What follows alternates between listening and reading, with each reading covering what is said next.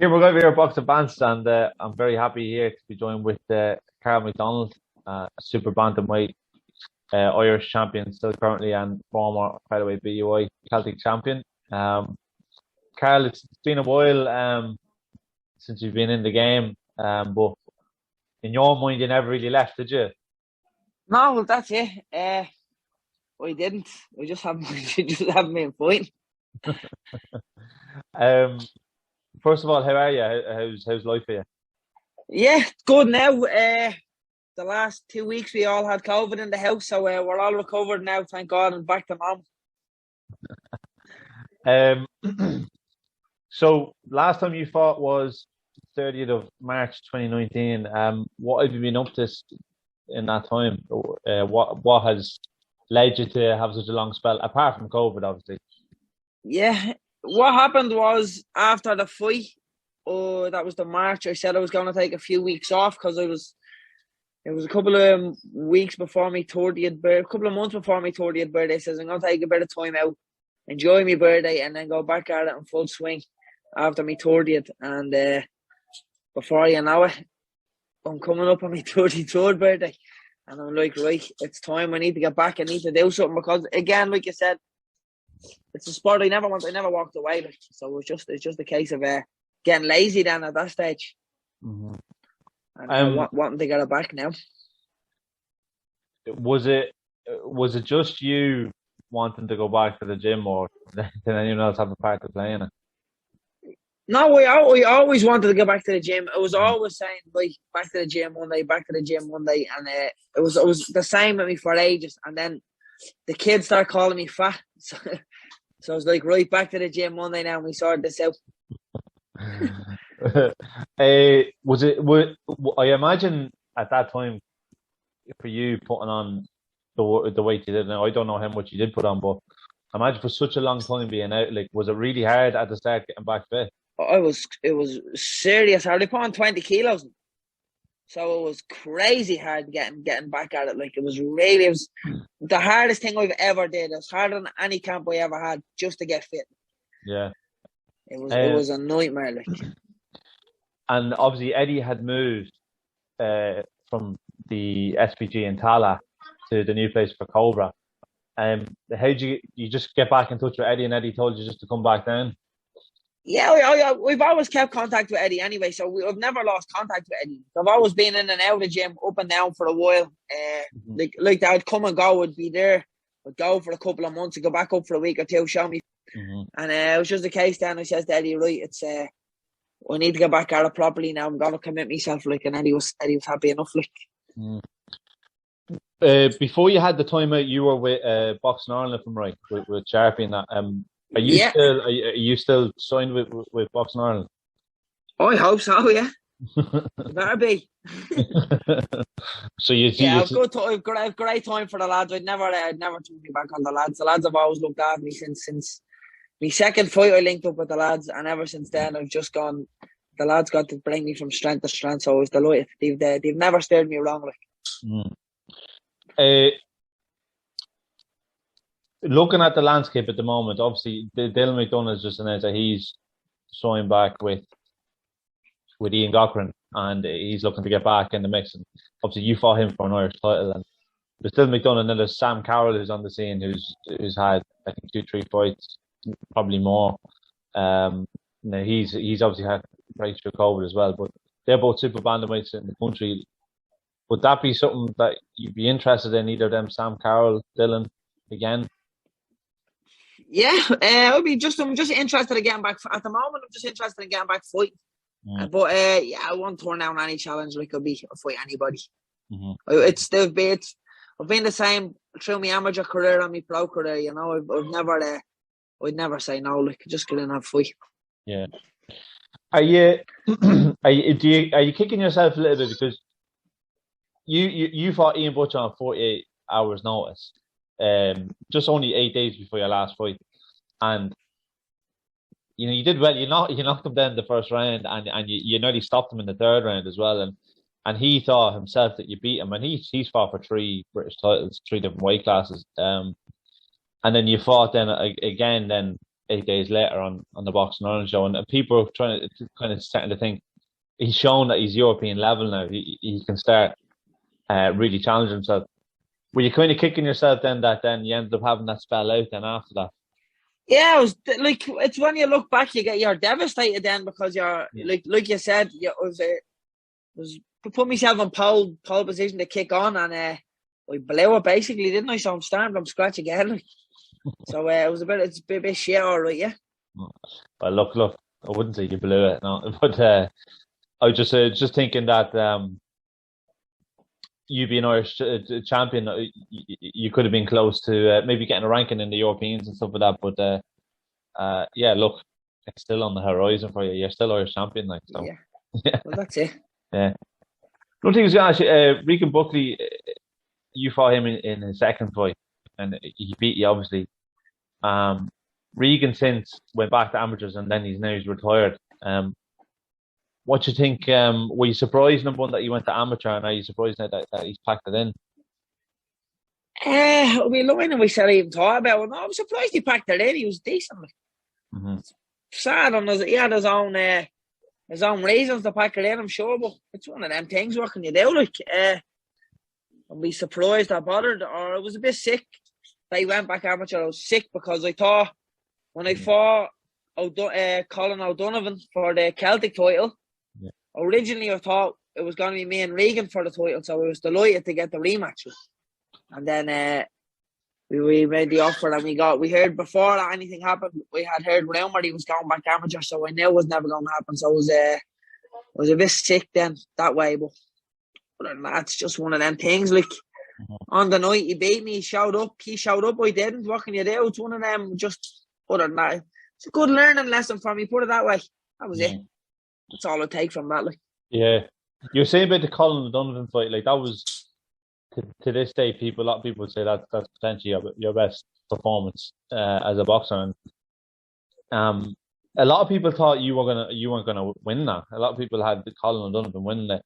Do you feel? Do you feel a lot of the time you're underestimated, like when you go into these fights, like? Oh, like the people that thought I was going to lose that fight would have been the people who would see me through the amateurs when I wasn't training, or like that. When I fought Regan, when I shouldn't have fought, to be honest, I bluffed me whole way through camp with Eddie, and I had Eddie the blind side, and Eddie only found out the last week or so what was happening and what I was going through, and Eddie didn't want me to fight. And I was like, Ed, look, it's something I need to do. I need to throw digs. Like, I need to really do this. But I was just laughing. And even to be fair, I had a lot of people telling me the exact same thing with the Dylan McDonough fight. These are people, some of these guys trained with me, and they knew. And this was even after the O'Donovan fight.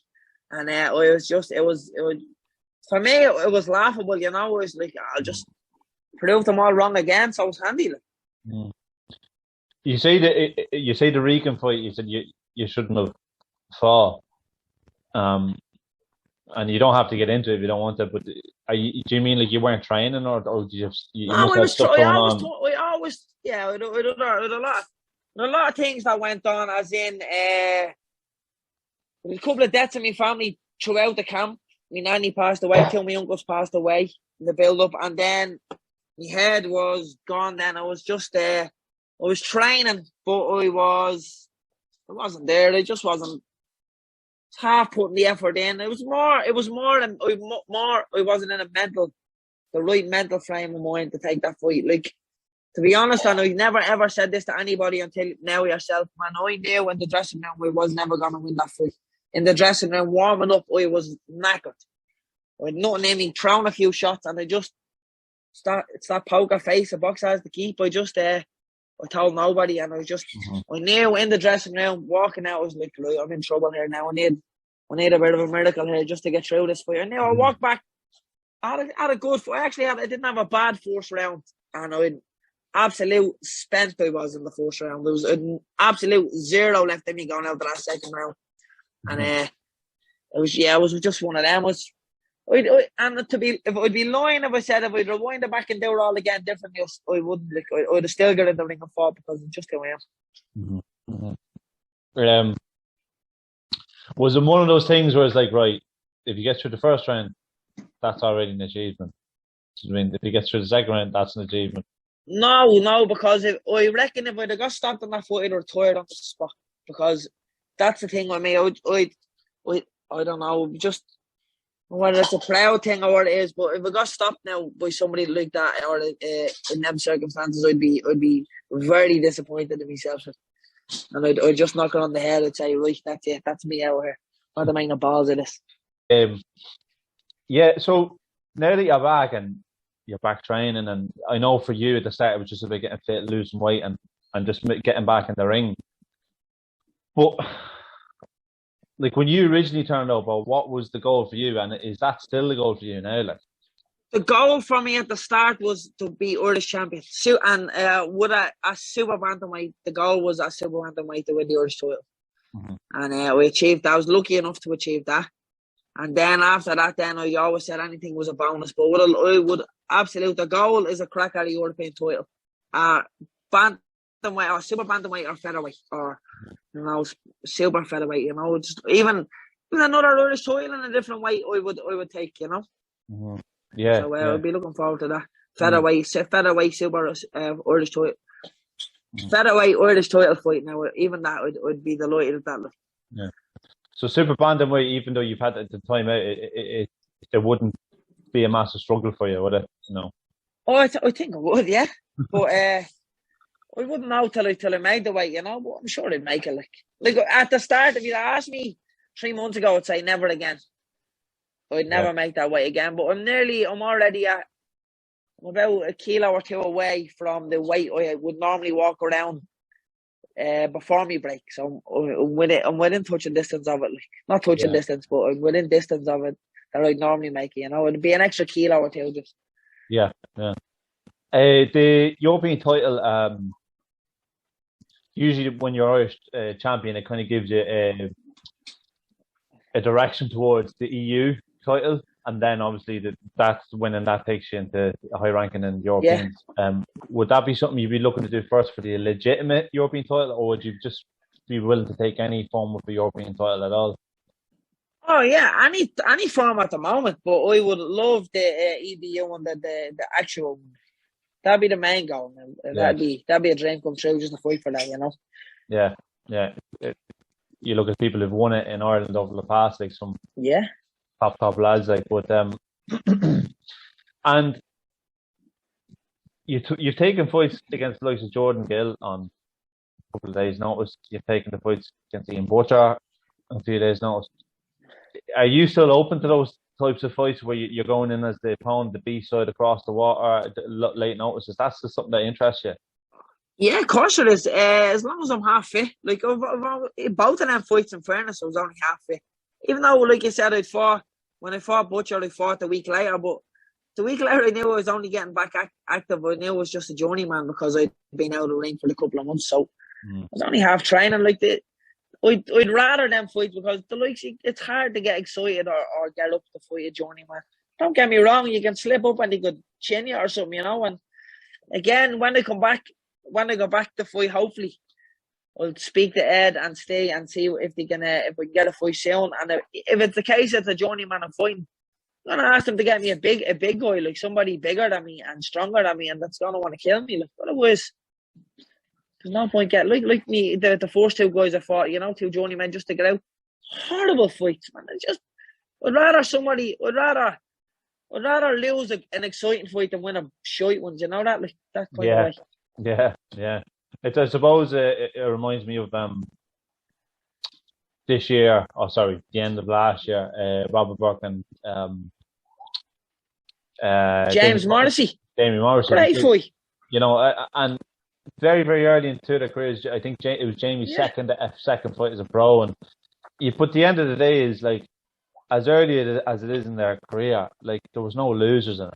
Do you know what I mean? No, it wasn't. And so you have a loss on your record, it means nothing. Yeah. So the conversation you've been having with Boxing Ireland, they're trying to obviously stamp down a show for Devonish in the end of February. Are you looking to get on that, or do you think that would be a bit too early? No, I would take that, no problem. I'd be all over that like a rash. Yeah, no, that's good to hear. Hopefully, British Boxing Board of Control let shows happen and you'll be able to get out on it. But yeah. So Carl, look, really appreciate the time for take two. No problem at all. Appreciate you give me another chance at it anyway. No, it's grand. It was my fault the last time, especially pulling away from your family the week before Christmas. You were kids. Sure, what can you do? Anyway, thanks very much for your time, Carl, and hopefully I'll see you at a show very soon. Yeah, thank you very much, Kieran. It's been a pleasure. Thank you. Thanks very much, mate.